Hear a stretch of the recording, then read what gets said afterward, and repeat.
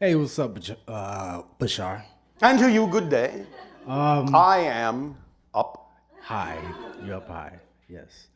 I just wanted to make a comment. Yes, There's no question. that's all right. After I came home from Iraq, I was in the army for 16 years, and All right. I was lost. How exciting for you. It was.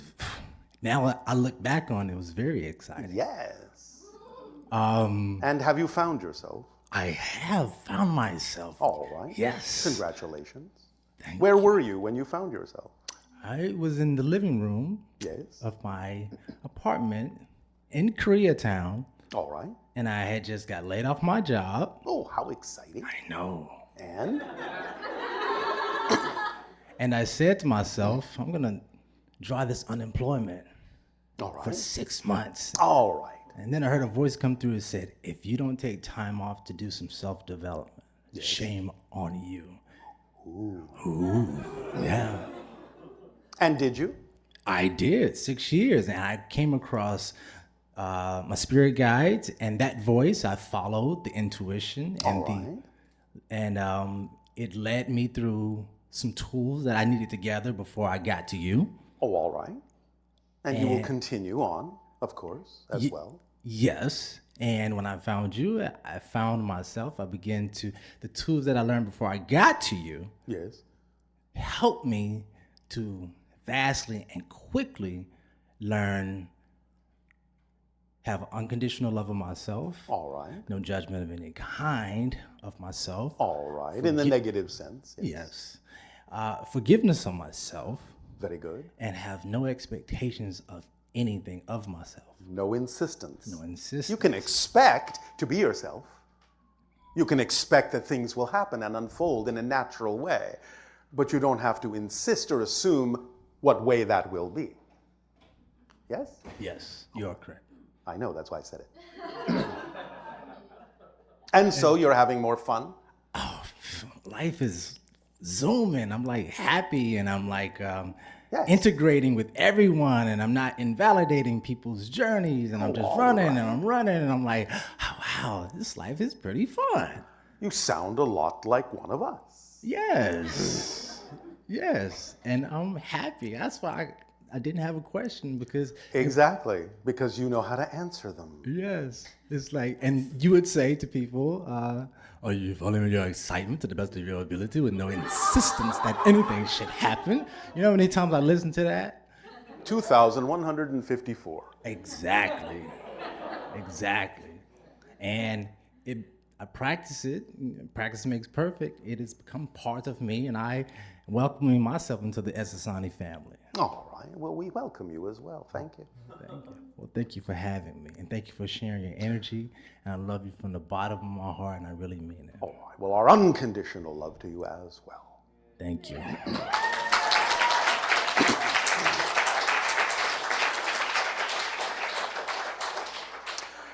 Challenging act to follow. But I know you're up to it. Hello, Bashar. And to you, good day. So once in a while, when someone comes up here and they say, "Good to see you again," and you say, "If you insist," does that mean that in a way because they are not that same conscious before, and yet they are assuming they are in that moment? Sometimes. Okay. We might say it for different reasons depending upon the person. And sometimes we might just be messing with them. Cool. For fun. With that being said, as far as someone always forever changing, and Yes. how we human beings have a tendency to kind of create this consensus. A choice. Yes. Not a tendency. Yeah, consensus reality about ourselves. Yes. And your society, when you're meeting someone for again and again and again, what is that experience like? Meaning, if they are seen as forever unfolding conscious, that's not the same person. Like, Exactly. So it's always like meeting someone for the first time, even if there's a recognition factor. so how would you approach your father? How was that experience? Depends upon the context, depends upon what's going on. Okay. Yeah, I was just kind of seeing how that would be kind of in that experience. So to show up to someone and go, "Hi, there you are, or, with the idea of how they might be. And yet I was kind of, Perhaps it's more like, hi, who are you now? okay, cool. That would be a closer translation. Okay. As far as like social norms, as far as creating both resistance in our bodies to attraction. So for example, sometimes one of the things that creates an attraction is that there's something hidden within ourselves and so forth. There's a lot of resistance, denied energy on this planet. And I imagine a lot of things that we are attracted to is because it's something that we feel we can't. It's energy in our body. How is the attraction different in Essassani as far as if there's no resistance? Meaning that how do you come to say, this is purely something I'm excited about? Like, how is that different than how we are here on Earth? It's not mechanically different, it's just that we don't get in the way. Okay. So the idea is that we know things are always automatically unfolding exactly as they need to, and we completely allow and accept what happens in the moment and remain in a positive state because we know that whatever happens is there to serve us. So we simply don't choose any other state. So the idea is that it still works that way with you as well, because there is only one mechanism by which that works. But it's simply that you have to recognize that and realize that you simply don't have any other choice that makes sense to you other than to stay in a state of knowing that everything that needs to come to you will come to you, and that whatever happens needs to happen for a reason, and that you use it that way and therefore extract the benefit from it. So we simply don't hold on to anything that you would call a negative or fear-based belief system. Okay. Does that make sense? Yeah, absolutely. Remember that those vibrations all come from belief systems. Yes? Yes. All right, so we understand we always have the ability to choose. It's always a choice that you can go into a negative belief system, but at this point in our evolution, it just doesn't make sense to do so.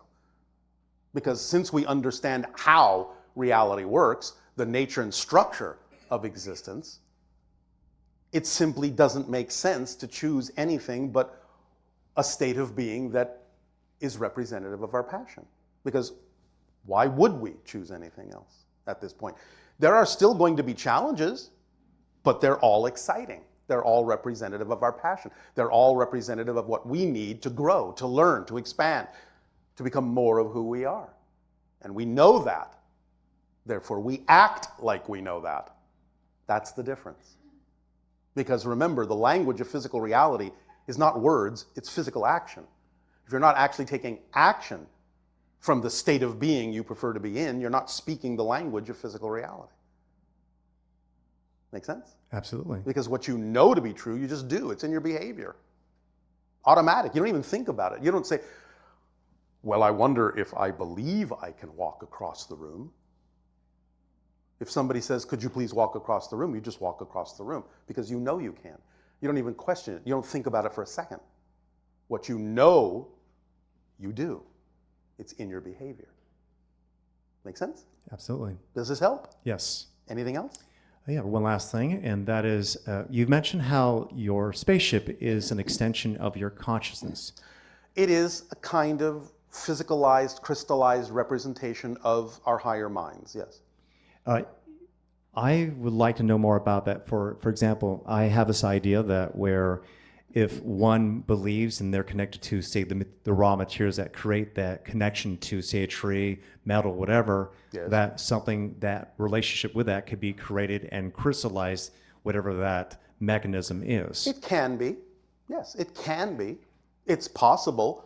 The only question is it probable based on the belief system that you might be holding on to? Is it relevant for you to experience something in that way in your life? Those are the questions. It doesn't really help to say, is it possible? Yes, anything is possible. The more precise question is it relevant or is it probable for me? Yes? Okay. Does that help? Yeah, thank you. You're welcome.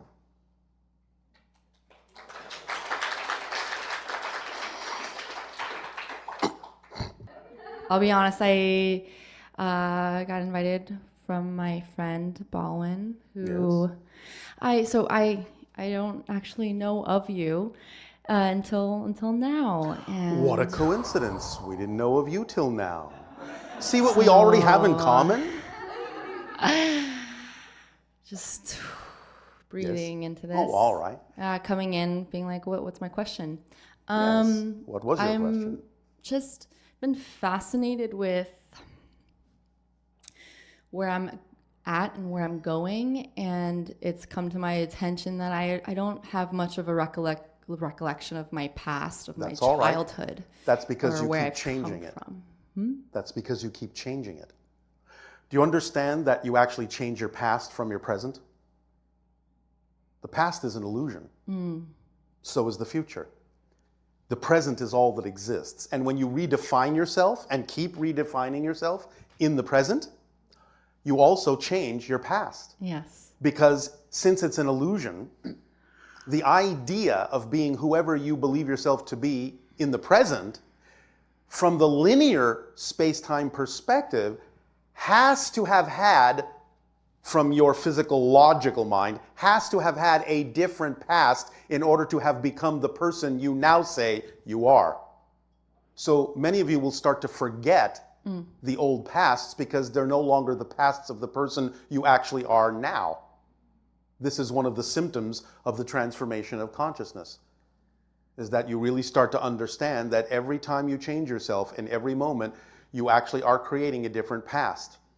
And that sometimes what you think you remember as your past may not actually have been the past you remembered 5 minutes ago. But it will seem like it is because you're still operating within the concepts of space-time. So it has to appear to have been the past that brought you to who you are today, even though 5 minutes ago it may not have been because you were a different person then. Make sense? Yes, a little bit. I know right now I feel like I'm constantly changing and Well, transforming. you are. very dynamic, But you see, you fluid. all are. You're constantly changing. Yes. What is happening is you are finally becoming consciously aware of the fact that you're constantly changing. Because you actually shift through billions, literally billions of parallel reality versions of yourself every second.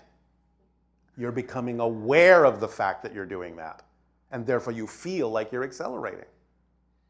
Even though you're always going at the same rate, becoming aware of the rate you've been going at makes it feel like you're accelerating. But the rate never changes. But your awareness of it does. Make sense?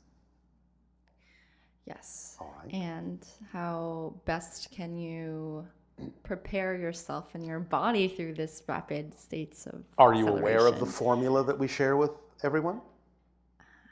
No. All right. Are you paying attention? Yes. All right.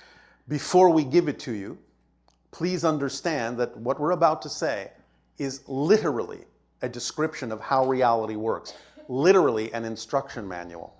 It's not a philosophy. It's not a bunch of abstract concepts. This is literally a description of how reality physically works. All right? Okay. So, every moment you act on whatever contains your highest passion or more excitement than any other option, no matter what level it's on. As long as it contains more excitement, more attractiveness, more curiosity, more passion than any other option, no matter what that is, act on that first, to the best you can, taking it as far as you can, until you can take it no further. Then do it again with the next options that present themselves to you, whatever they may be. And you keep doing that every moment with absolutely, and I mean absolutely, zero assumption or insistence on what the outcome ought to be of the actions that you're taking, how it should look, where you should wind up, what it's supposed to get you. No insistence, no assumption of what the outcome should look like. You can have a picture that represents the idea of an ideal outcome, but you can't insist on it because you don't actually know if that is really the best outcome. But your higher mind does know what the best outcome is. So drop the insistence on the picture after the picture has gotten you excited about an ideal outcome and let the true ideal outcome come.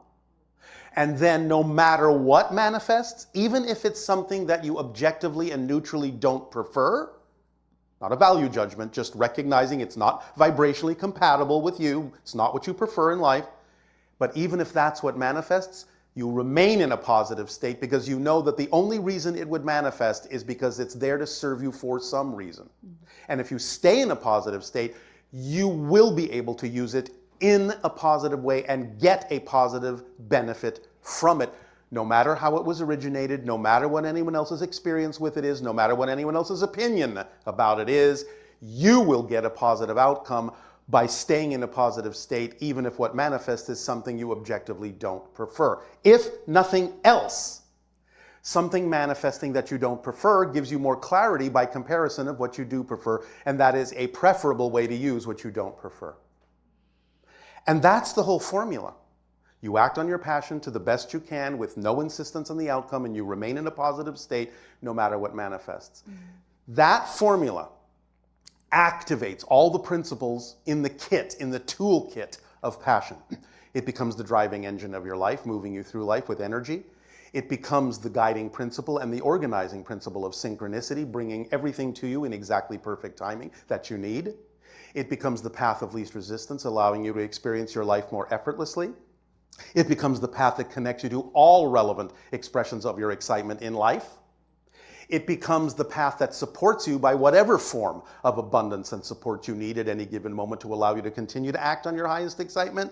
And it contains the reflective mirror that shows and reveals to you whatever belief systems you may be holding on to that are out of alignment with your excitement, so that you can examine them, see that they make no sense to hold on to, let them go, and add that energy to the momentum of your excitement in life. And therefore, suddenly discovering something that is out of alignment with your excitement while you're acting on your excitement is part of your excitement, not an interruption in it or an obstacle to it.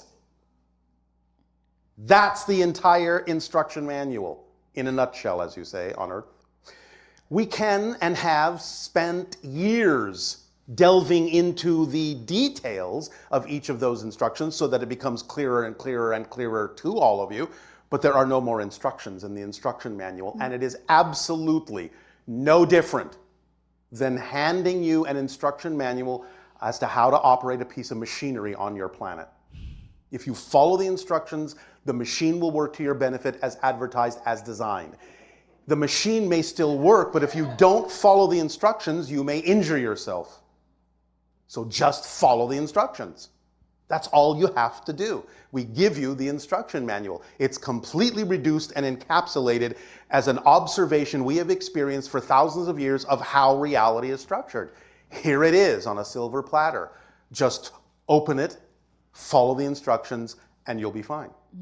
Guaranteed, because it's not our guarantee. It's the guarantee of the nature of existence, because that's what we're describing to you.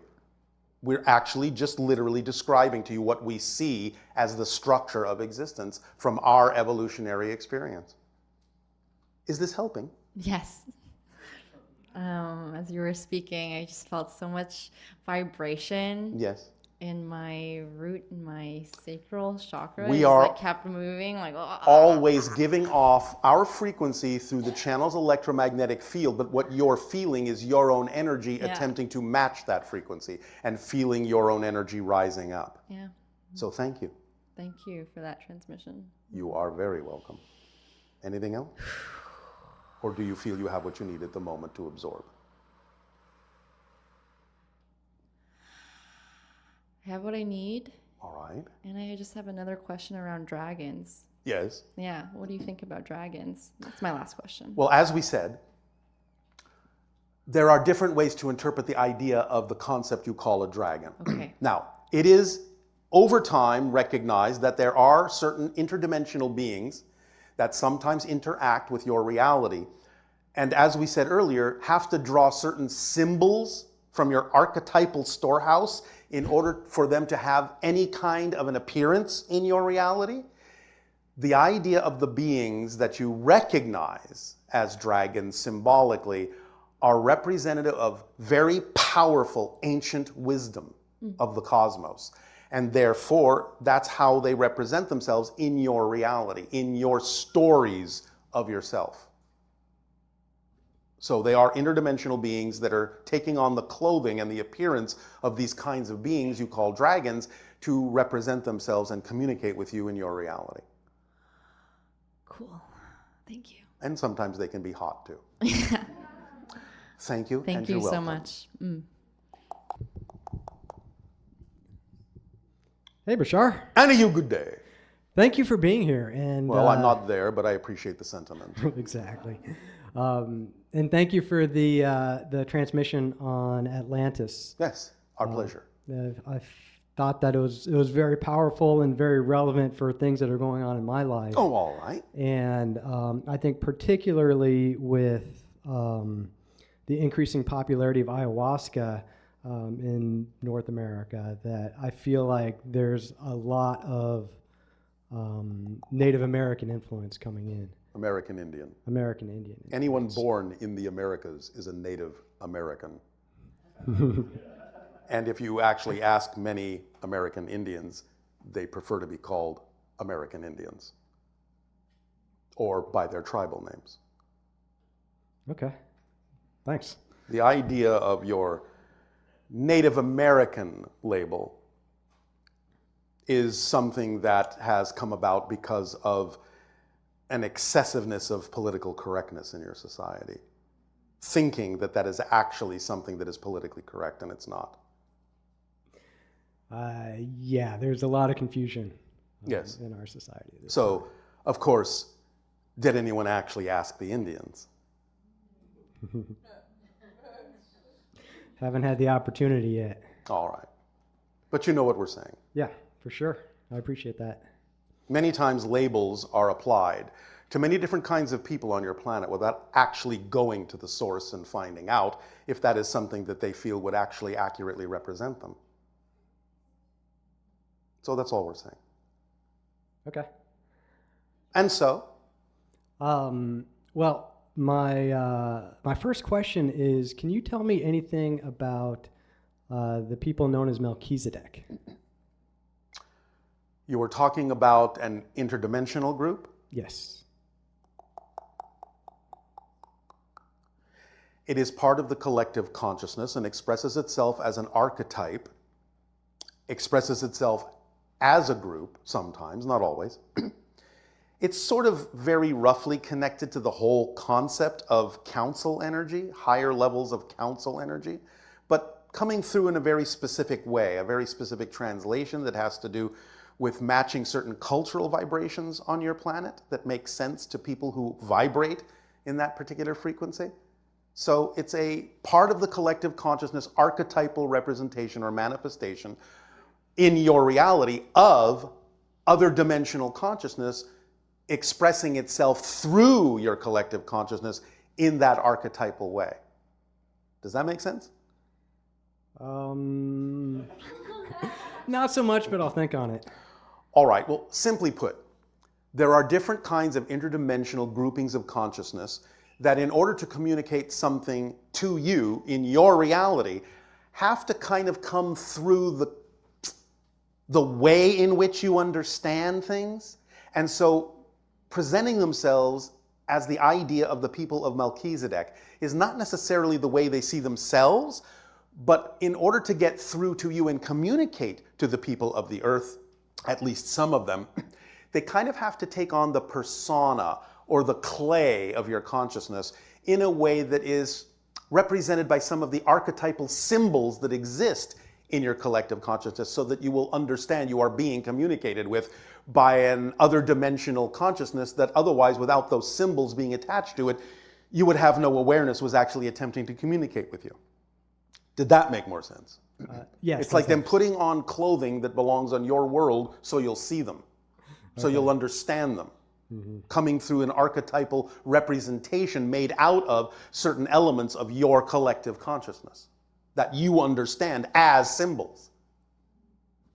Okay. Yes? Yeah. They're Great. painting in your colors. Okay.